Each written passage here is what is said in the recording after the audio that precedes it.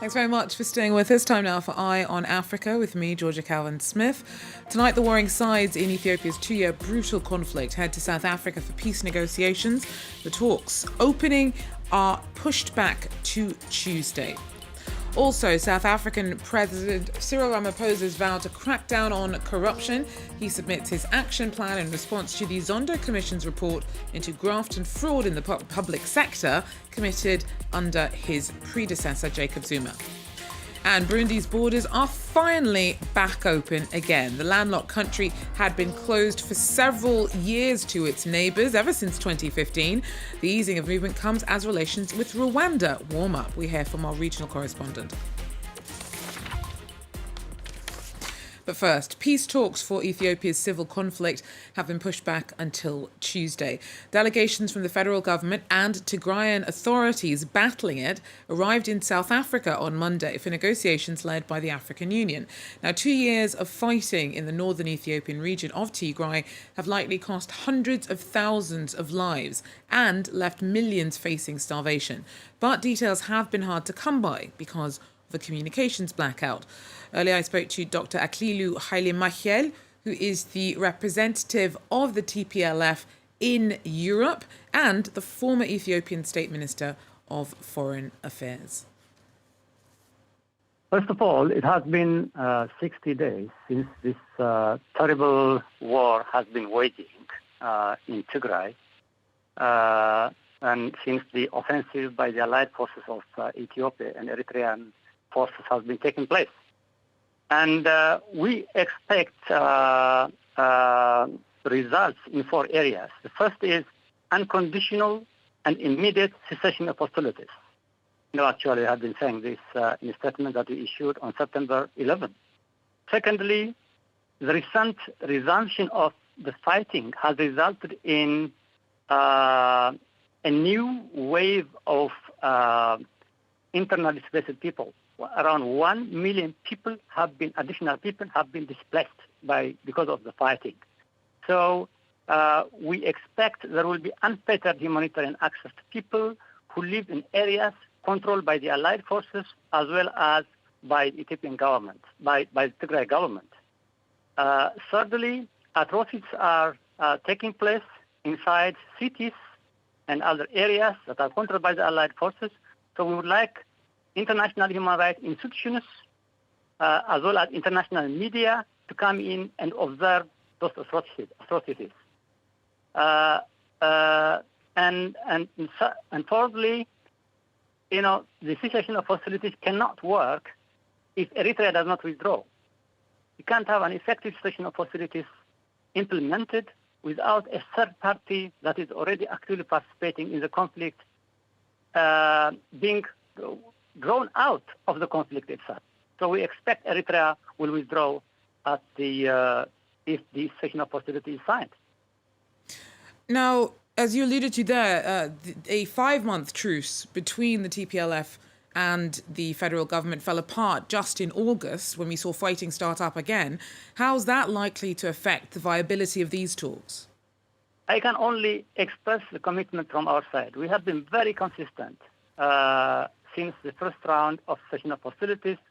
We have been issuing statements that we are looking for immediate and unconditional cessation of hostilities. But the other side may think that there may be a military solution to the conflict, which is not true. Their advances and control of some cities in Tigray might make them feel that there is a military solution to the conflict. That won't happen at all.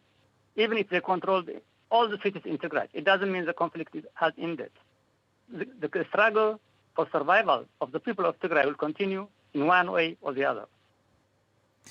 As you pointed out, getting information out of Tigray has been very difficult. So what is your understanding of where things now currently stand in the region? There is a complete media blackout in the region. But people who managed to escape areas that are controlled by the allied forces are telling us that the Eritrean and the Ethiopian forces are rounding up hundreds, if not thousands, of young people and then putting them in concentration camps. And they want to continue the kind of atrocities we saw 2 years ago in the first round of fighting. Dr. Aklilu Haile Michael there speaking to me a little earlier on.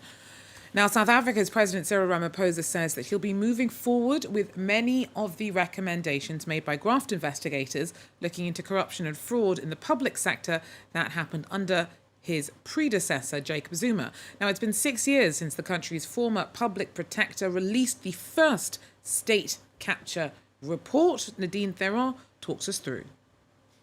Opposition party politicians have criticised South Africa's President Cyril Ramaphosa's response plan to combat state capture in his country. Chief Justice Raymond Zondo's Commission of Inquiry into State Capture made some damning findings about how South Africa's state-owned enterprises were looted for personal gain under former President Jacob Zuma. Ramaphosa was tasked with coming up with a response action plan within 4 months of the last report, and he did so, revealing his plans to South Africans on Sunday night. These include 2 new bills, stricter rules for state-owned enterprises, better protection for whistleblowers, lifestyle audits for ministers and the president, and most importantly, that the investigative directorate will now be a permanent anti-corruption agency within South Africa's National Prosecuting Authority. The corruption that was perpetrated in our country is a crime against the people of South Africa. Corruption is a betrayal of our democracy, and it is also an assault on the institutions that we established together to advance the values of our Constitution and the interests of our people. Chief Justice Raymond Zondo made around 350 recommendations, and President Ramaphosa vowed to implement them. However, he did not make mention of any of the 3 ministers in his cabinet who were also implicated in the state capture reports. Parliament will now scrutinise his response plan. Nadine Theron there for us. Now, Kenyan police have said that the fatal shooting of a Pakistani journalist living in hiding in the country was a case of mistaken identity. Arshad Sharif was killed on Sunday night after his car reportedly drove through a roadblock on the Nairobi-Magadi highway. The critic of the Pakistani government left his homeland just in July to avoid arrest over criticising the country's powerful military. Pakistani journalists held protests in Islamabad on Monday, calling for an investigation and rejecting Kenyan police's version of events. At least 10 people died in Burkina Faso on Monday in an assault on the northern city of Djibo. The victims were soldiers. Authorities have branded the targeting of the 14th Regiment a terrorist attack. Now, food insecurity across the country has rocketed over the last year as extremist violence and political instability has mounted. Getting supplies to those who need it the most has grown increasingly difficult, as Sophie Lamotte reports. Bibata has taken refuge in Kaya. She had to flee her hometown with her 7 children because of terrorist activity in the north of the country, leaving behind her crops and cattle. She now struggles to feed her family. They depend on food donations, and that's often not enough. Nowadays, it's difficult to find enough food. Sometimes we manage to find some, sometimes we go to sleep hungry. In all, we manage to eat 2 meals a day. Our children often cry because they don't eat enough, but we do our best to find them something to eat. In a context where the government has lost control of 40% of its territory, supply convoys take tremendous risks to provide besieged cities with basic necessities. The priority for this activist is to secure major routes so that the blockades are lifted. We expect that it'll be possible to find a well-adapted solution that can supply the city. The blockade should be lifted because it was the blockade from which all these difficulties came. The only relatively safe option is to send supplies by plane or helicopter, which requires more finances. But most NGOs argue they're lacking funding. We need $590 million to fund the humanitarian response in Burkina Faso.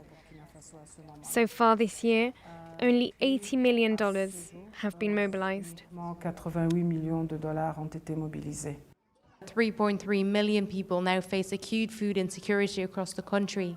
Many hope the new government will bring back peace and stability and provide much-needed humanitarian support for those living in besieged cities.